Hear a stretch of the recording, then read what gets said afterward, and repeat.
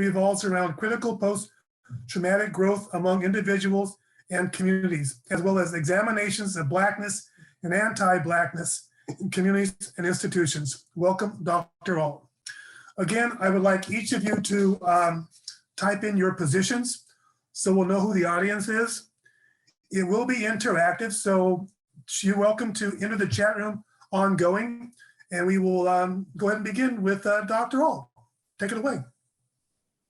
Thank you. Welcome, everyone. I am going to share my screen. Let me know in the chat if you see the slides clearly and or not. Yes, thank you, Pearl. Okay, so I am one of the world's worst multitaskers, especially as I'm getting older. So I'm going to try to talk, move slides, look at the chat, listen to Michael, just so that you can make my life harder. We really encourage you as we're going along. I consider the chat our own personal Twitter. So as we're going along, feel free to jump in, ask questions, echo and co-sign the things that we're saying. But we really just want to spend this next hour with you talking about equity-centered and anti-racist SEL. Tim asked, should we be using the Hoover chat or the Zoom chat for this session? Either or. I think Pearl is monitoring Hoover and we all can see Zoom. So whichever you prefer. As we move forward with this presentation, everything we do is rooted and grounded in our lived experience, right? Like we can't do radical, transformative educational work without acknowledging who we are, what experiences do we bring to the table, what motivates us, what is our hope, what role does love have in the work that we do? And so I'm gonna tell you a little bit more about myself, and then I'm gonna ask Michael to do the same, and then Dr. Nath is gonna do that briefly, but talk more about her lived experiences in a couple of moments. So as mentioned, I'm Dr. Stacy Ault. I'm at Sac State currently, and also founder CEO of the Race and Gender Equity Project, the RAGE Project, which really grew out of my rage at the system, at the inequities, at the struggles that our students were facing. And so if you're angry, you are in the right place. If you're angry at injustice, you are in the right place. Also, I just want to big up to my college self, which you can see in the picture. I thought I was cute. Actually, I was. Don't quite look identical to that anymore, but close enough.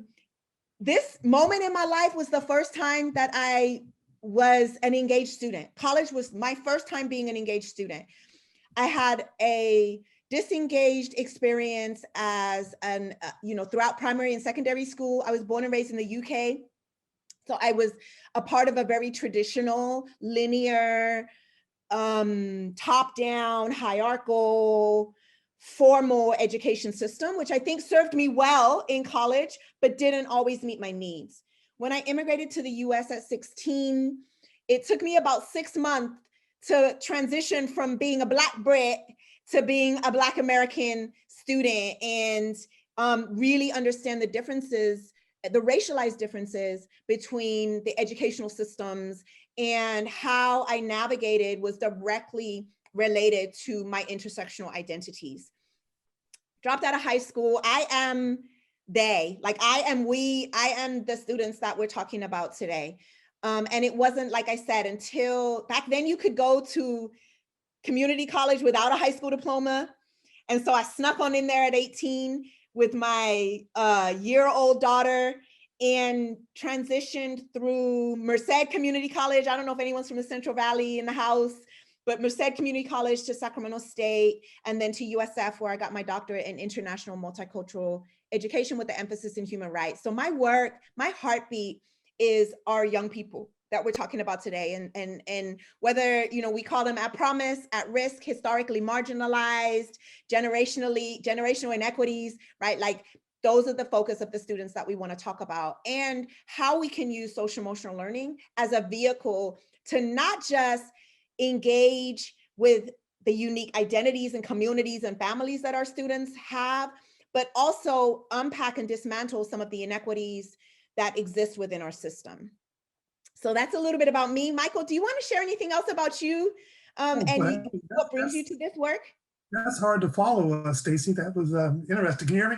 Anyway, again, I share the same, I guess, anger and rage you have, but I've tried to channel it into very positive initiatives, again, creating multiple alternative education schools here in my county, really running for office when I wasn't supposed to win, so I can advocate for change. Right now with the California Association of African American Superintendents, we do hold leadership conferences and workshops quarterly.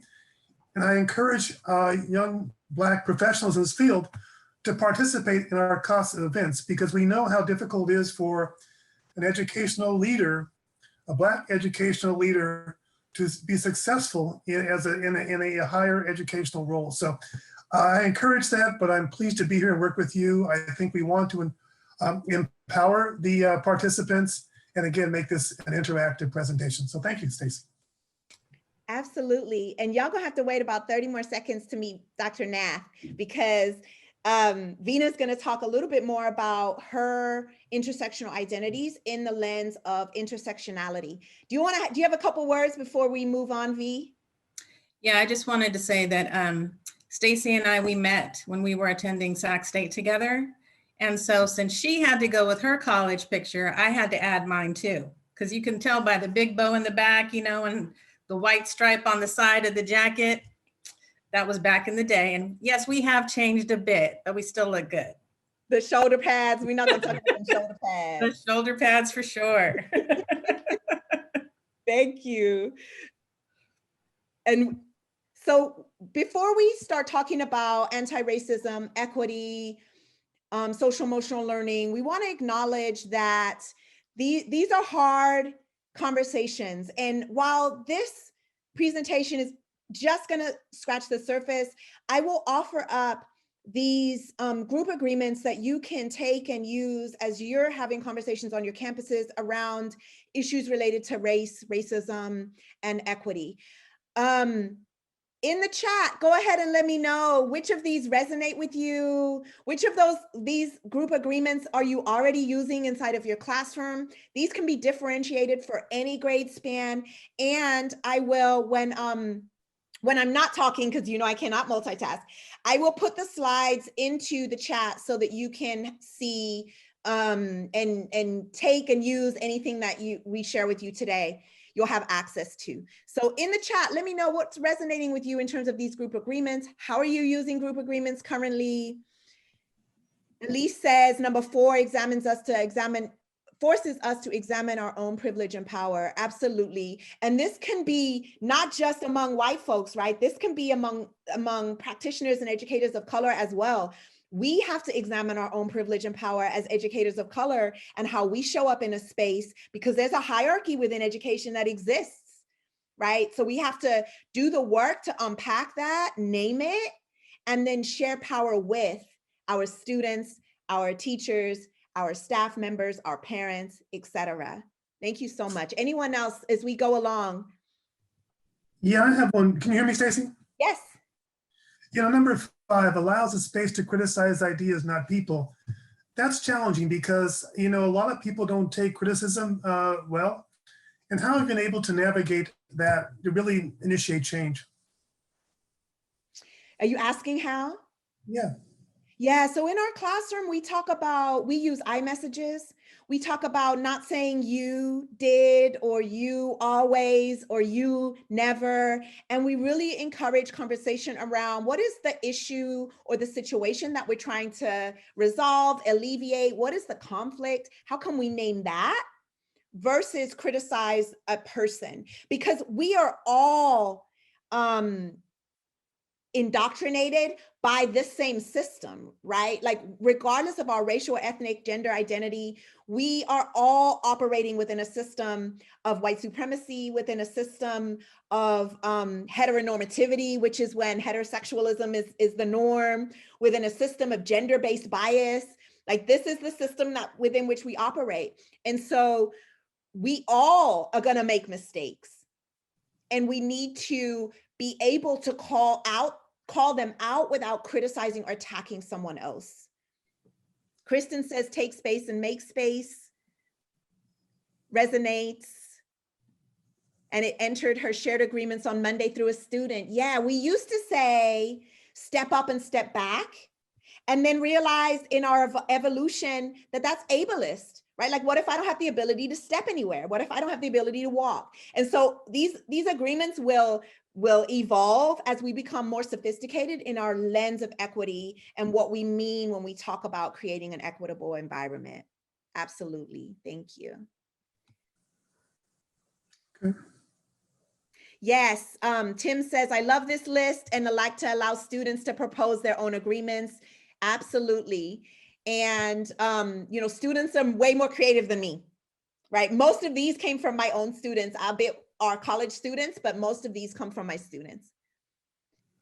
This is our goals. These are some of our goals today. We want to talk about acknowledging this moment, this racialized climate within which we are operating currently, and how 2020 is a little bit different.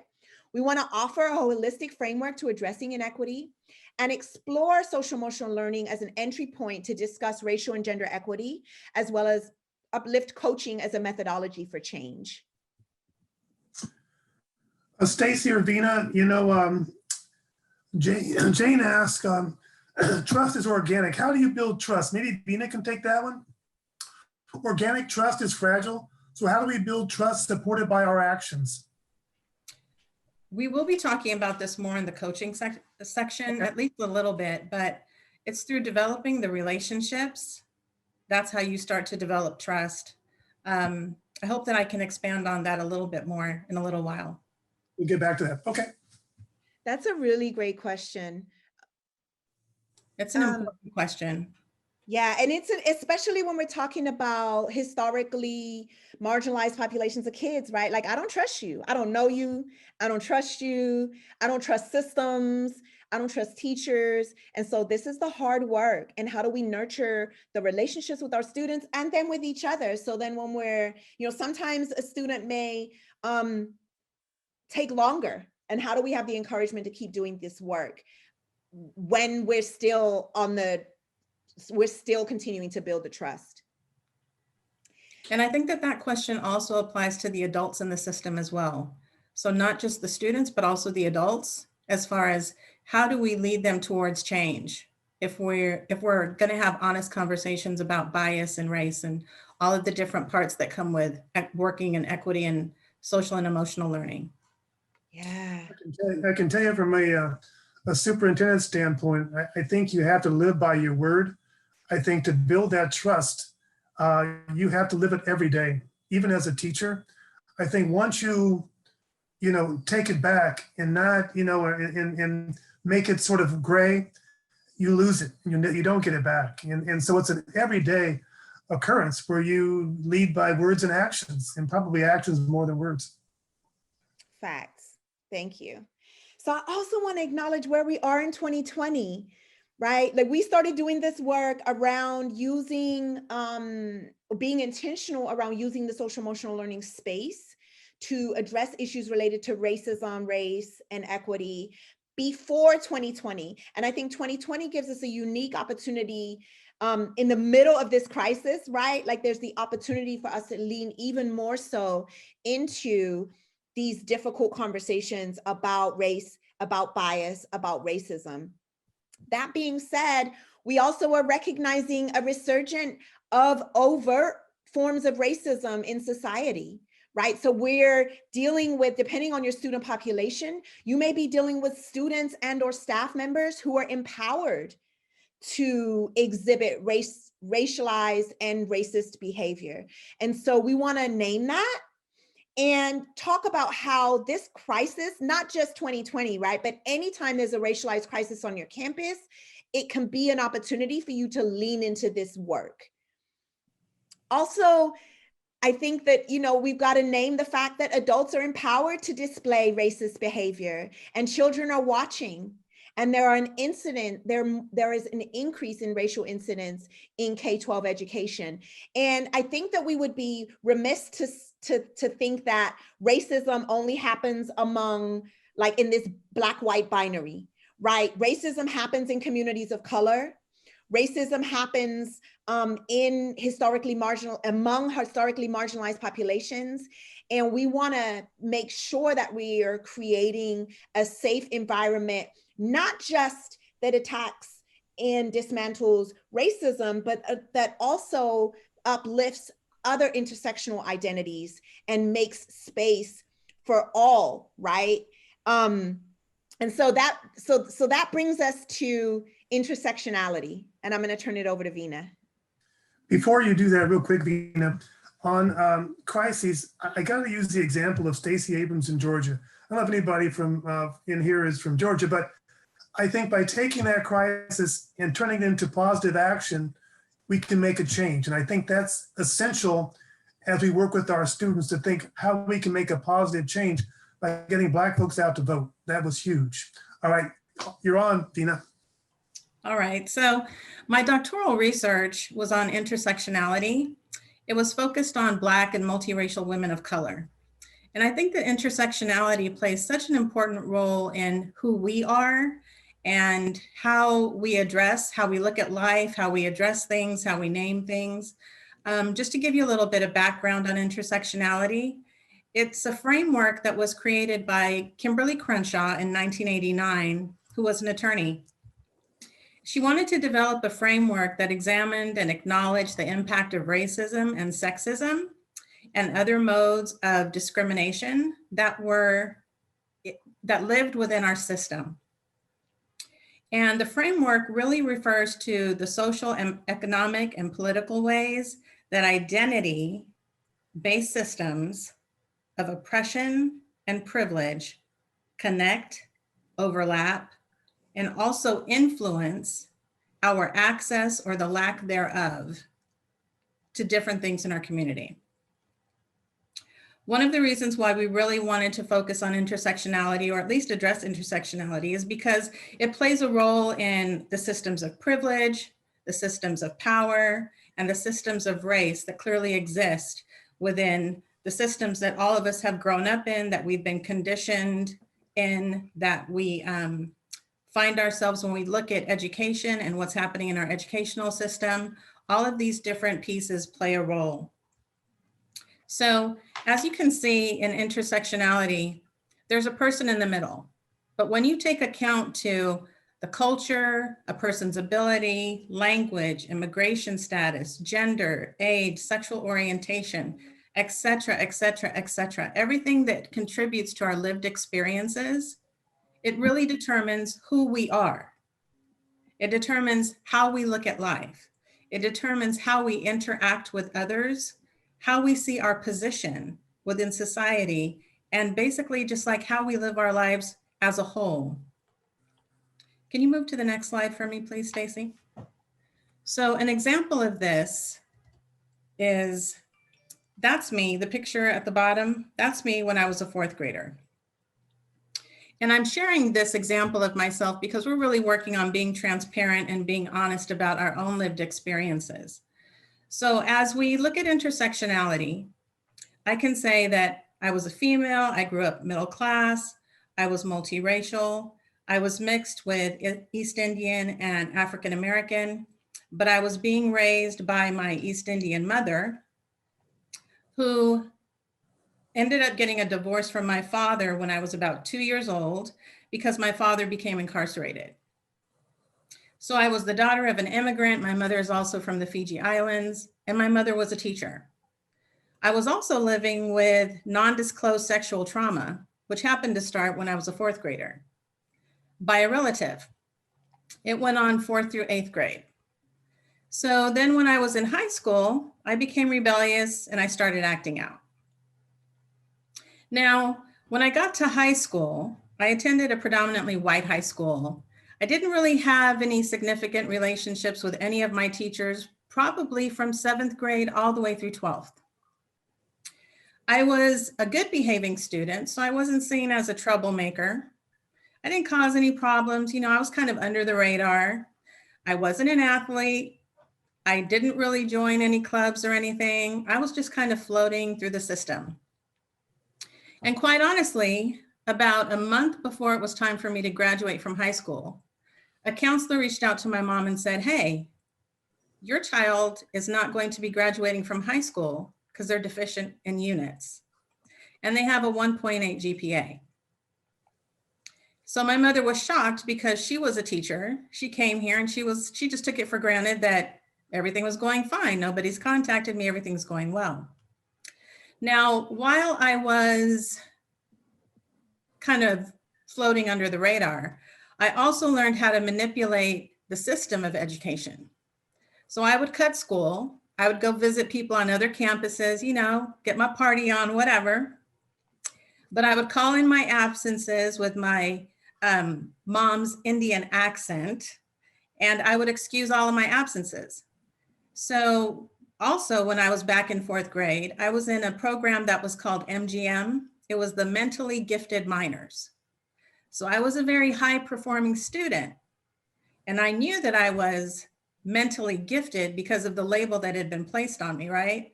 So I also knew that I could figure out ways to manipulate the system, to float under the radar, to just be seen, but not really seen.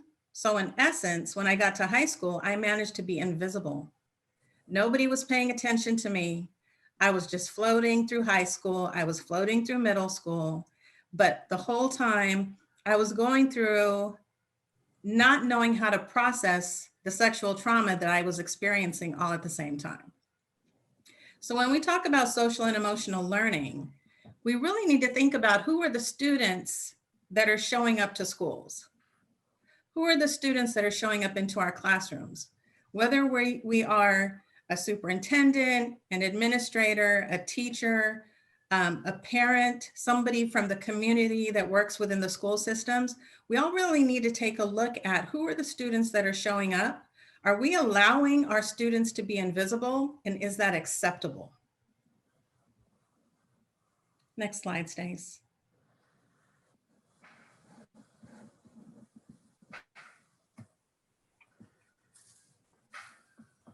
So as we're talking about equity-centered SEL, one of the things that Veena stated that really struck me that I haven't thought about before is that we, yes, we, all of us, right, on some level learn how to manipulate the system of education. And in many communities, this is reinforced and celebrated as being creative and innovative. And in suburban communities, you know, kids are doing collaborative learning and it's not considered cheating, right? And so there's all these ways that we reinforce. My kids call it finesse. Oh, I'm about to finesse this test, right? So in many communities, this finessing is considered networking. It's considered collaboration. But in Black and Brown and Indigenous communities or schools specifically, it's oftentimes criminalized and considered plagiarism, cheating, being non-compliant, right? And we use these terms. And so as we're talking about equity-centered SEL, we also want to realize that social emotional learning can also be a covert form of policing used to punish, criminalize, and control Black and Brown and Indigenous children, and create spaces where we expect children to adhere to white norms. I also want to— Stacy, would you expand on that a bit?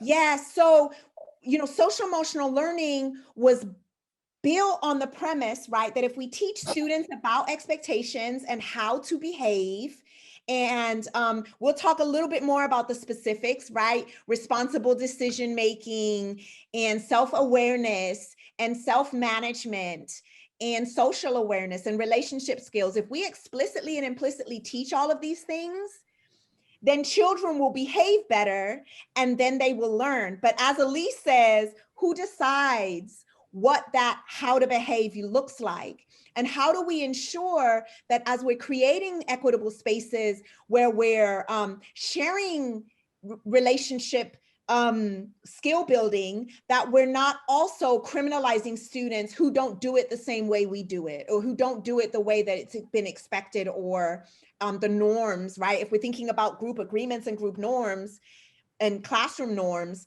if students are outside of the norm, then how do we make sure that we don't over discipline? Or I use the term police because I do a lot of my research is around the school to prison pipeline. And, you know, school to prison pipeline is much more than just disproportionate discipline. It's the actual way that we police Black and brown children, especially in alternative school programs, and especially the children that we consider to be at promise. Right. Tim also says, Yes. I've seen terms like growth mindset get co-opted. Oh, listen, that's a whole other presentation. Please don't get Stacy started on that. That could be a whole session all by itself.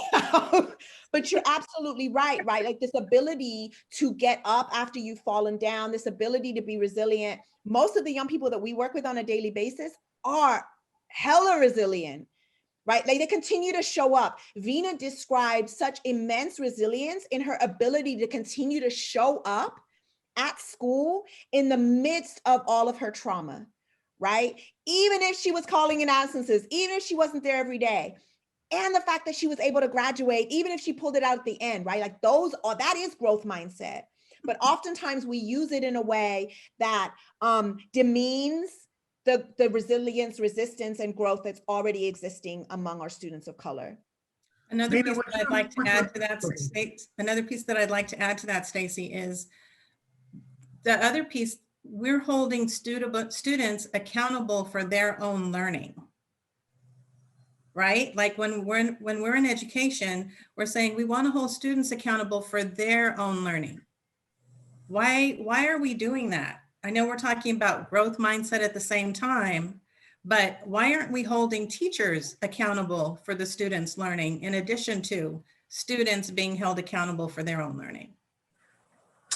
Elise asked, investigate where whiteness shows up in our expectations and behaviors. You want to take that, Veena? Or Stacy? Elise, listen, that's a whole nother hour. Just stay on Zoom after we're done, and we're gonna talk about unpacking whiteness in our education system. But seriously, when I talked about sort of the way that equity or inequity shows up in school spaces, it's because we've all been indoctrinated in whiteness, right? Like we all hold white supremacy values, and they show up, for me, they show up in my perfectionism. They show up in my need to hold power. They show up in my overworking. And I don't know if there are other practitioners of color in the room, or female gendered folks, but they show up in, you got to work twice as hard to get half as far. Right. And so those are the ways that I think whiteness shows up in our expectations and our behaviors. We have to create a safe space, and SEL can be a space where we begin to unpack some of that, both internally, right, like the adult behavior, and then also in collaboration with students. The value add to that piece, when it talks about where whiteness shows up, I think that we also need to talk about where privilege shows up, right? So looking at educator privilege just on its own, when it comes to distance learning, and this is what's happening now and what happened recently, is I found myself as an instructional coach having to have conversations with a staff of teachers around teacher privilege versus the realities of the students and the expectations of that teachers were holding for how are students turning in their assignments. I want to hold them accountable to the rigor and the level of instruction that was in person versus what's happening with distance learning. So some of those expectations and behaviors, they may not necessarily add to whiteness completely, but definitely thinking about privilege as an aspect of that as well. Okay, Stacy, come on. Yes, and so before we move on, I just want to highlight a couple of other things. I think we've talked about this, right? Most social emotional learning standards are rooted in Eurocentric norms. They're rooted in whiteness. So we have to unpack and dismantle white supremacy in our social emotional learning practices. And finally, and this should have been bolded, there's always a cost to anti-racist work. I remember doing a presentation some years ago around, I think it was called Black Minds Matter, and Education Trust West had put on this presentation at the Capitol. And one of my mentors called out that, you know, y'all better watch out for Stacy, she gonna come up missing. Once you start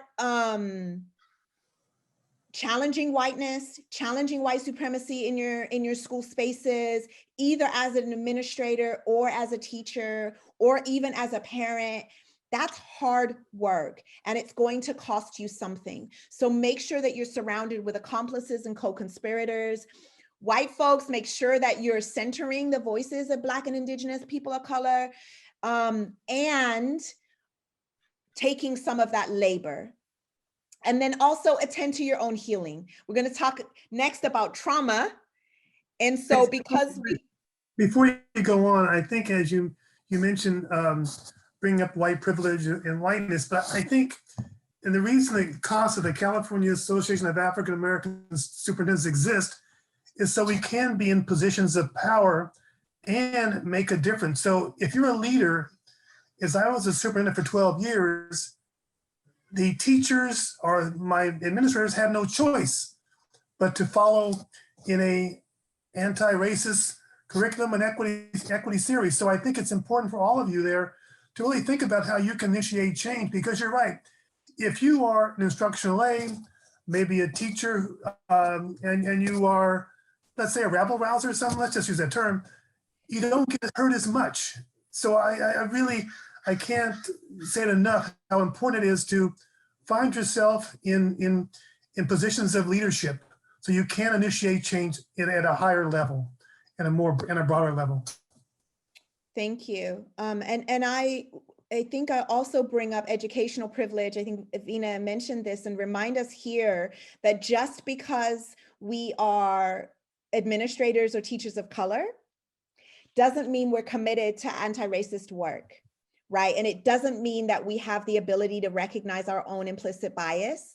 And it doesn't mean that we don't adhere to white supremacy values, because obviously on some level, this educational system worked for us. We were able to figure it out and to become successful. And if we can do it with all of our trauma, why can't you, Michael? Why can't you, Stacy? Why can't you, Veena? And I know as a young person, I'm a social worker by trade. And I remember even having those ideologies when I was working with teen parents. I'm a teen parent. I was able to go to college. You can too, right? Without understanding that when we're talking about intersectionality, we're not just talking about intersectional identities, we're talking about intersectional systems of oppression as well. And so all of us have to do this work.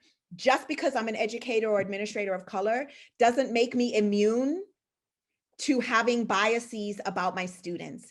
And sometimes that's even more hidden and even more harmful, right? And sometimes that's where we really have to work on building the trust, to go back to that question. So thank you for that, Michael. I also want to talk about trauma, right? So as we're talking about all of these things and we're talking about all of the difficulties that we experience, we want to remember that students experience persistent traumatic stress exposure. This isn't just, I think we went through a season where we were beginning to acknowledge students experiencing trauma, and we would talk about things like interpersonal trauma, community trauma, but we didn't talk about racialized traumatic stress and the trauma of the institution. And as a trauma survivor, I remember showing up at school with just enough to get through the day. And if you could just leave me the hell alone and let me focus on my schoolwork, I could probably make it through, right? But what I got was, Stacy, your skirt is too short. Why are you wearing makeup? Why are you 2 minutes late? Why are you not paying attention to this, right? Or why are you talking to your neighbor? And so all of these things that I think could have been used to engage me were used to disengage. I also want to remind us that systems inflict trauma, and that if our students are experiencing trauma, we as educators will also likely experience secondary and vicarious trauma, not just because of the things that we're experiencing ourselves, especially during COVID, right? Especially during this season, but also because of the trauma experienced by our students. And just so that we don't all feel like, forget it all, I cannot with all this trauma, I also want to, yes, and remember that post-traumatic growth can also occur after and during the experience of a trauma. And sometimes folks that have experienced trauma have the most agency, compassion, empathy. They're the most badass women and people that I know, right? Like Veena's one of the most badass people that I know. And she's a trauma survivor, right? And so as we use a radical healing lens, we can enhance the likelihood that we will grow from our trauma and not be disabled by it. I know that you've seen this social emotional learning wheel. And so when we talk about kind of white supremacy within SEL, we want to give you permission, not that you need it, but sometimes you do, to think about how do you use the castle wheel to make sense for your student population and to be more equity centered and equity focused.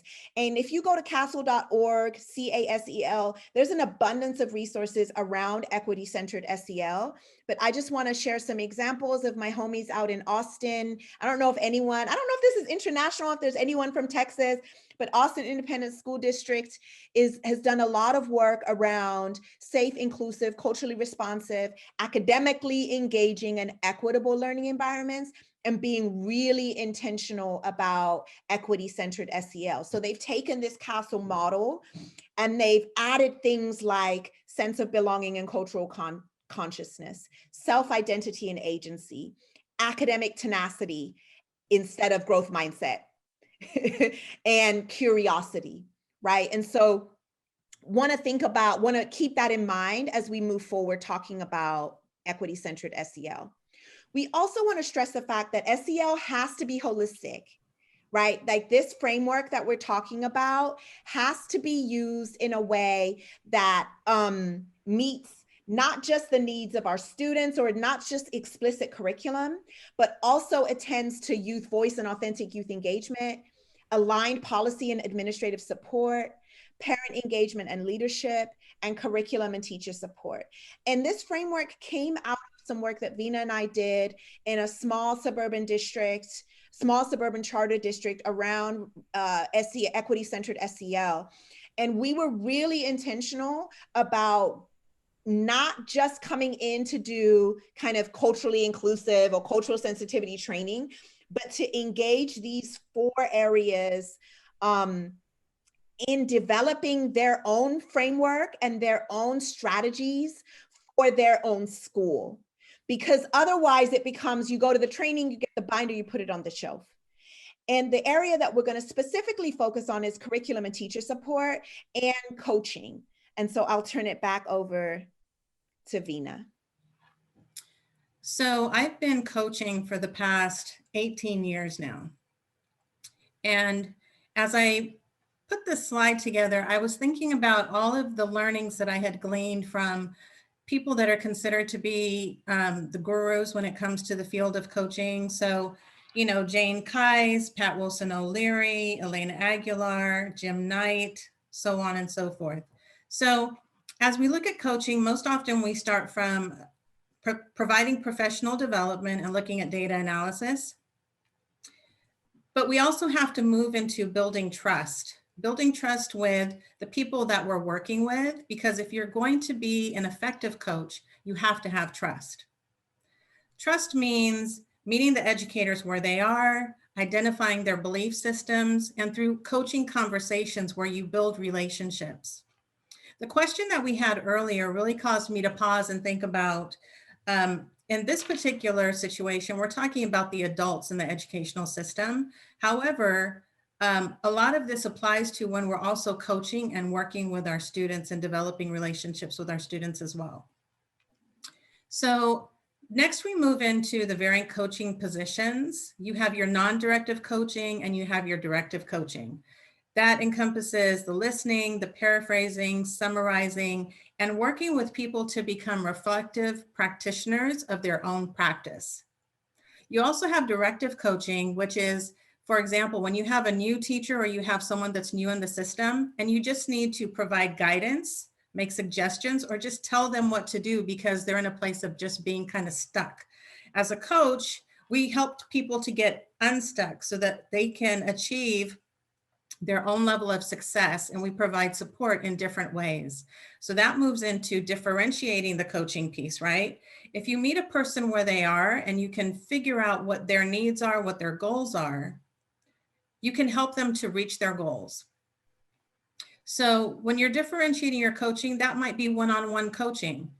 It also might be collaborating with a team of people to achieve a goal. What are the goals that you're setting? What are the intentions that you're setting? Not just for yourself as a coach, but also with the person or people that you are coaching with. Coaching is also a collaborative piece where the coach is collaborating with the person that's being coached. Together, you are working on something together, you are collaborating, you are working towards a goal. Coaching is also a piece where you challenge people to improve on their practice, to move forward, to get unstuck sometimes. It's always about a growth process, right? So let's move to the next slide. Before we move on, Veena, I want to invite the participants. We're getting short on time a little bit, but I'd like you to go ahead and put your questions in the chat room so we can answer those questions that you may have that may have percolated during this conversation. So please go ahead and do that. Veena, back to you. Okay. So if you look at this slide now, it has all of the pieces of coaching that we were talking about before. But if we're looking to coach for social and emotional learning, you have to realize that coaching for these two pieces, you can't have social and emotional learning without having honest conversations that exist within equity, right? And then you can't address equity or do the work of equity without addressing social and emotional learning. These two pieces have to go hand in hand if you really want it to work, if you want it to be successful. The other part in this for the coach is the self-awareness piece. We have to be aware of ourselves, our position, our own implicit bias when it comes to how we see the educational system, how we operate within it, how we interact and react to the people that we are coaching. So we really have to be aware of ourselves. And sometimes we're even coaching ourselves through this whole piece. Sometimes you may hear comments, you may see things that are difficult to see that really, strike a position in you that makes you very uncomfortable or that brings the hairs up on your back, whatever it is. But we have to be really aware of our own position when it comes to coaching and when it comes to our work in social emotional learning and also in equity. So Veena, I have a question. So how do you, across the board, let's say, how do you perform informal coaching? In other words, if I look at this model, it looks like it's not top down, but it looks like it's more formal. But there's a lot of coaching that can go on every interaction that we take daily. So can you speak to that a little bit, please? That makes sense? The informal coaching piece that I find as a coach most often is just through daily conversations.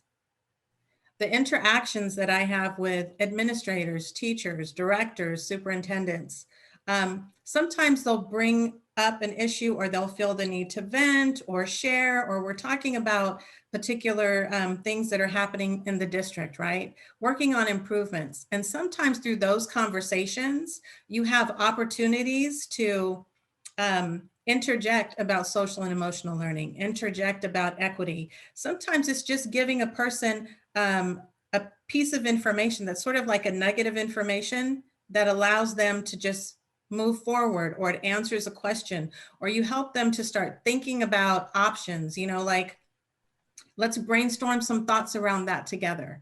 There's so many different ways of informal coaching, but it really exists within our role and our positions, no matter what it is, every single day. And we have to take every single conversation that we have with another person as an opportunity to coach. Okay, thank you. I'm also thinking, Veena, about sort of that you don't have to be a formal coach in a coaching No. position in order to use coaching strategies in creating change. Absolutely.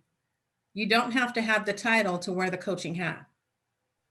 Thank you. Thank you for that. So we also, along those lines, want to remember that this work is holistic, right? So in this case study of the district that we worked with, we shared sort of making sure that parents and students were involved, that we worked with administrators and policy and practices, that we did a deep dive with teachers and gave teachers the onus of creating SEL lessons and explicit curriculum that enhanced equity and addressed issues related to race and racism, and that we created a space where teachers could unpack their own bias and use coaching strategies to improve their own practice within inside of the classroom.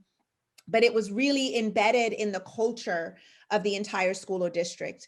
We also want to remember that adult SEL is way more important than your explicit curriculum, right? So us having emotional intelligence and the ability to do the internal work is going to get us eons further than a fancy lesson around identity or community building.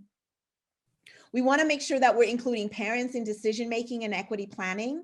And so especially with our At Promise youth, with our most historically marginalized young people, family members, partners, significant others, caregivers, parents, however we can engage that student's community. And sometimes that means going to the community, right? Not expecting community to come to us. It is practicing and modeling social emotional learning. We want to address the explicit and implicit curriculum. A great exercise in a staff meeting or in a planning meeting or a professional learning community could be, what is our implicit curriculum?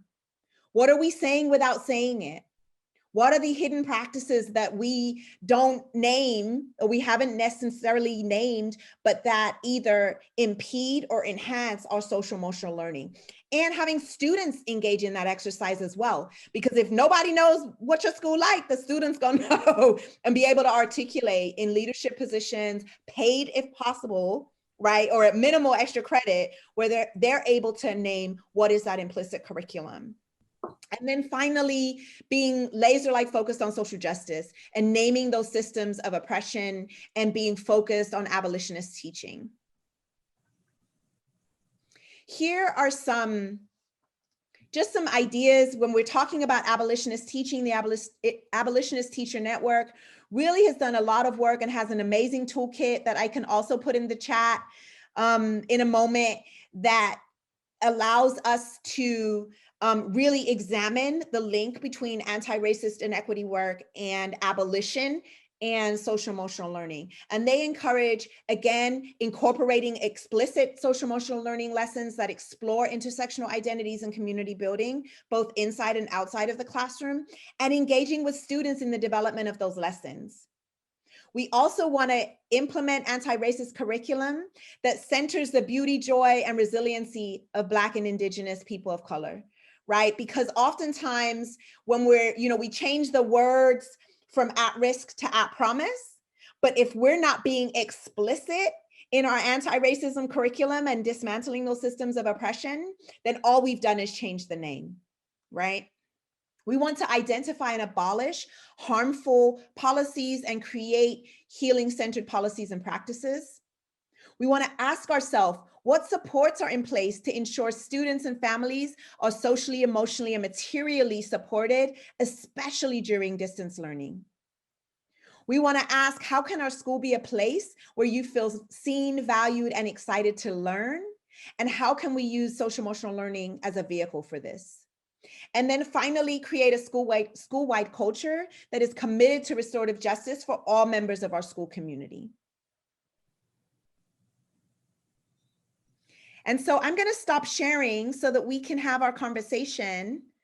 And we can continue to use the chat, and while we're talking, I will put both of the resources, the slideshow and the Abolitionist Teacher Network website, into the chat as well, so you have that. But what are you thinking, feeling, experiencing right now as you consider the use of your social emotional space to advance your equity and anti-racist work? How is 2020 different for you? Let me ask you, this is Michael and Stacy. Given where we are in education today with the Zoom and distance learning, and also given with social media, how have you been able to make an impact or address some of those issues that really affect the mentality of many of our students? You go ahead. In other words, if they're using social media to their advantage, but to a disadvantage towards their education, or they're not absolutely able to learn through this medium that many of us have to learn on, how are we able to make a change for those students that may be getting lost? I have some ideas, but I'll let V take that.